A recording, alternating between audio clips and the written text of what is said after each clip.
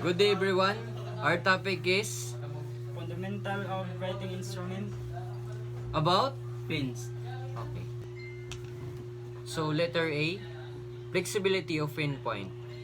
So one quality of the nib pen it is pliability.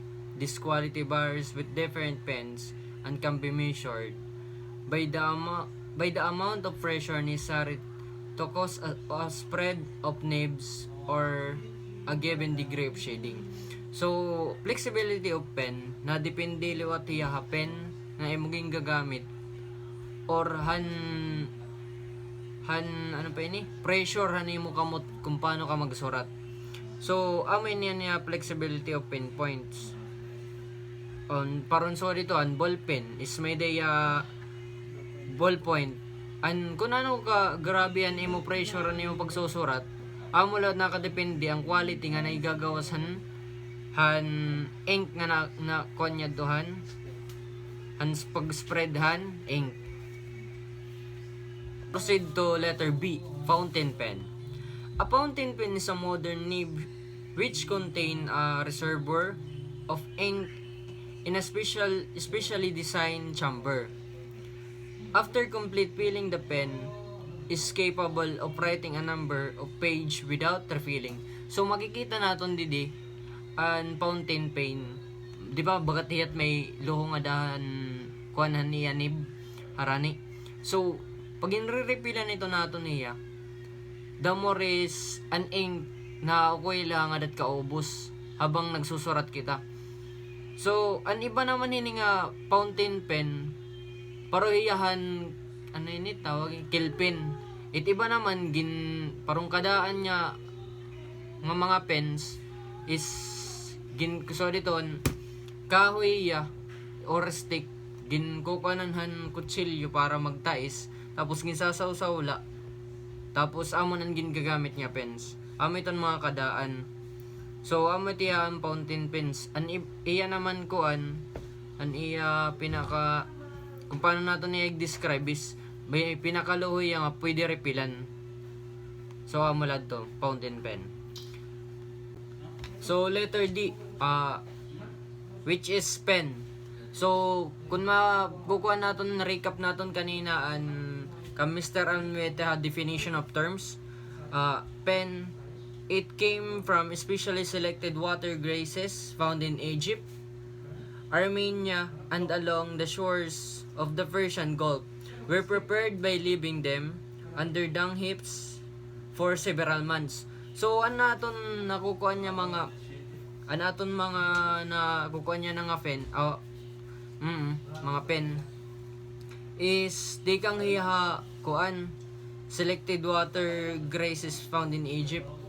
So adi pa number 2, it was the first writing tools that had the writing ends slightly frayed like a brush about 2000 years BC. This red pen was first used in Near East on papyrus and later on parchment. So ano na nga panahon 2000 years BC amay niya nga ginkukanan ay mo nga prosesan ginkukanan han pinakauna nga pen which is red pen. So iniya bagayahan stick nga tikang water grasses ginkukuan damo niya process ginkukuan niya tubig ano pa ini kukuha na niya deep shore para makuha niya mabulad tapos magmara for several months. So inihiya nakasirin kanina hakuha niya kanang flexibility pens. Iba is papataromera or ginbubutangan hin tais in shape dida unahan. Tapos ito yung nga shape makikita naton dida bagayan may lawit. Iton nga lawit is itoton lob la itong adat ink. Tapos pag iton lob na iya nga adat ink hiyanan magsimbolo nga pinaka pen. Amo na ito yan magkukuan depende na pressure nimo kamot kung paano mo iya dadadon. So, pen nibs. Proceed kita ha, pen nibs. The two division of points which from the writing portion of a pen are its nibs.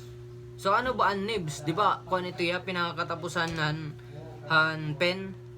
A nib is a part of kel, dip pen, fountain pen, ballpoint, or stylus which comes into contact with the writing surface in order to deposit ink. So ito yung pinakakatapusan kung diin kita nagsusurat is ang tatagan natin pressure para gumawasan ink. Amo ito ang pen nibs. So let's proceed to F, which is quill pen. It is a hollow, horny part of the large feather, usually from gauze, and was used. Quills were used for writing with ink before the invention of the dip pen, the metal nibs pen, the fountain pen, and eventually the ballpoint pen. So, kung baga ma-recognize natin, amo niya an yung gagamit ni Jose Rizal, di ba? Kundi an barahibo ang manok, so diton. So, amo ito yung quill pen. Amo na ba? So, igsasaw-saw lang na ito natin na ink. Maaram naman kami, may idea naman kamo kung ano niya. Kay, amo naman nining kadaan natin nga na kung ano ba. So, igsasaw-saw lang natin ni ink. Tapos, amo na an aton gagamitin niya pansurat. Amo ito yan, quill pens. Solid proceed to red pen swamp red. Recap na lang ni kumbaga. Number 1 is come from specially selected watergrass found in Egypt, Armenia, and along the shores of Persian Gulf, were prepared by leaving them under dog ships for several months. It was a first writing tool that had writing in slightly frayed like a brush. About 2000 years BCE, this red pen was first used in Near East on papyrus of later parchment, kumbaga. And red pen swamp is gaway ni han bamboo na kumbaga niya kani kuan ni Arcalia na nipapatala islan kuan na siya yung tinatawag nga pinpoint. Iba niya may fountain pen, like an fountain pen kasi is may barrel, kumbaga an reservoir han ink. An red pen swamp kasi is gintutuslo lang niya may ink surat lang, tapos asya na yung gagamit pag surat. Nakadepende lalo atin yan pag kuanhan measure kasi niya kung paano nimo idudutan pin niya. Ang pin nibs kasi yan nagpapaanuhan dalihan ink. Letter B. Let's proceed to letter B, quill pen. Although quill pen can be made from outer wings, feather of any bird, those of ghost swamps, crow, and later turkey were preferred. The early reference 16th century to quill pen was made by a Spanish theologian, Saint Isidore of Seville, and this tool was the principal writing implement for nearly 13,000 years. Ang quill pen naman is a writing tools, kumbaga in near 13,000 years. Kaniwan yun na makikita natin kaniwan yun natin makikita ang gagamit ni Rizal, kumbaga siya yung ang quill pen na barahibo ba, kumbaga barahibuhan feeder or any bird, goose and swamp. Number 2 is to make a quill pen, a winged feeder is first hardened by heating or letting it dry out. Gradually, the hardened quill is then cut to a broad edge with a special pen knife. So, di din natin makukuhan kung paano himunin na quill pen. Ang quill pen is gimpapaso anay ang tapos gimbubulad hiya, gipapantakit hiya tapos gimpapaso at pagkatapos is ginggagamitan hiyan knives para mapatalay sa niya pinpoint asya kasi tuan nag-measure kung gaano ka dakmo or kanipisan pag-spreadhan usa nga pag-spreadhan ink. Number 3. The writer had to recut the quill pen frequently to maintain in age. By the 18th century, the width of the edge had diminished and the length of the slide had increased, creating a flexible point that produced thick and thin stroke by pressure on the point rather than by the angle on which the broad edge was held. Next, proceed to steel point pen, brazen pens. Although pens of bronze may have been known to Romans, the earliest mention of brazen pens was in 1465. The 16th century Spanish calligrapher Juan de Sier mentioned brass pen for very large writing in the 1548 writing manual, but the uses of metal pens did not become a widespread until the early part of the 19th century.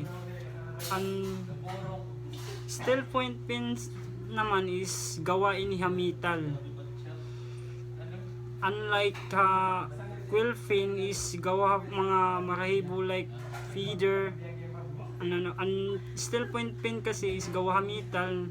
Kumbaga may dalawat siya pinpoint or papatalay siya kasi ito nakadepende ang pag-spreadhan ink. Number 2, the first patented steel pen point was made by the English engineer Brian Donkin in 1803. And number 3 naman, the leading 19th century English pen manufacturer were William Joseph Gilliot and William Michel and James Stephen Perry. Proceed to letters D fountain pens.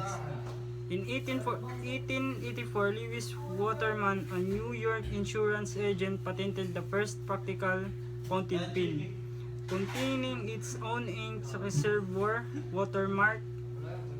Waterman invented the mechanism that fed ink to the pen point by capillary action, allowing ink to flow evenly while writing. So, ang fountain pen is may daya kalugaringon na reservoir of ink. Asya yung tinatawag nga barrel. May 3 types essential kasi ang fountain pen. Barrel, asya na yan ink reservoir, and pinpoint, asya na yan katapusan ng ang fountain pen. Ito na talay sa siya nagkokontrolhan flow of ink kung paano pagsurat, kung mamimissure kasi ito kung ang kadakmol nga ang kanipis ang pagsurat nga ang cup. Ang cup naman ay asya ning ang takop ha kuan pinpoint kay para dire gud masyado maruba or mag-spreadan ink once na dire na gamiton.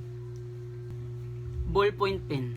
As early as the 19th century, attempt had been made to manufacture a pen with a rolling ball tip, but not until 1938 did Hungarian inventor Brother Ladislao and George Bero invented a viscous ale-based ink that could be used with such a pen.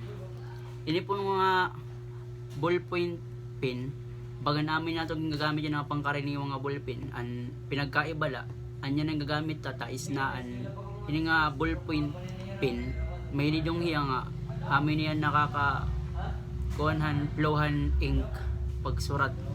Gagamit ko niyan 19th century. Loud in 1888, patented in the first ballpoint writing tool. A ballpoint pen has been its point a small rotating metal ball that continually ink itself as it turns. The bullet is set into a tiny socket in the center of the socket in the hole that feeds ink to the socket from a long tube. Early ball point pen did not write well. They tended to skip, and the slow drying oil based ink smugged easily. However, the ball point pen has several advantage over the fountain pen. Ini ko nga ball point pen may mga advantages ko niya kumparahan fountain pen. The ink was waterproof and almost unerasable. The ballpoint pen could write on the many kinds of surface, could be hold almost any position for writing, and pressure required to feed the ink was ideal for making carbon copies. Aminin mga advantage kunuhan ballpoint pen kaysa mga fountain pen. Fiber tip pens. Unlike its predecessors, the fiber tip pen uses dye as a writing fluid. As a result, the fiber tip pen can produce a wide range of colors and available in ballpoint and fountain pen inks. The tip is made of fine nylon or other synthetic fibers drawn to a point and fastened to the barrel of the pen. Dye is fed to the point by elaborate capillary mechanism. Ang fiber tip pen is nagagamit niya hit dye as a writing fluid nga nagpo-produce siya hit mas wide color kaysa hit ballpoint pen nga a fountain pen inks. Ang fiber tip pen nga ang point or ang dulo niya is made of nylon nga bubutang ngadto han iya pinaka barrel. Fill tip markers or fill tip pen are made of dense, natural, or artificial fibers impregnated with a dye. These markers can be cut a variety of shapes and sizes, some up to an inch in weight. A modification of the ballpoint pen using a liquid dye fed to a metal or plastic ball was introduced in the US from Japan in 1973. Usually ginagamit niya hit mga bata for coloring. Nga made of dense, natural, or artificial fibers or bagay ni hit ballpoint pen gin-modified langan and iya bagan pen nibs is nylon nga mas gin solid din gin butangan dye. Ngan pwede niya igsurat ha metal or plastic din tikang niya Japan nga gin-introduce sa US in 1973. So that's all, ma'am. Thank you.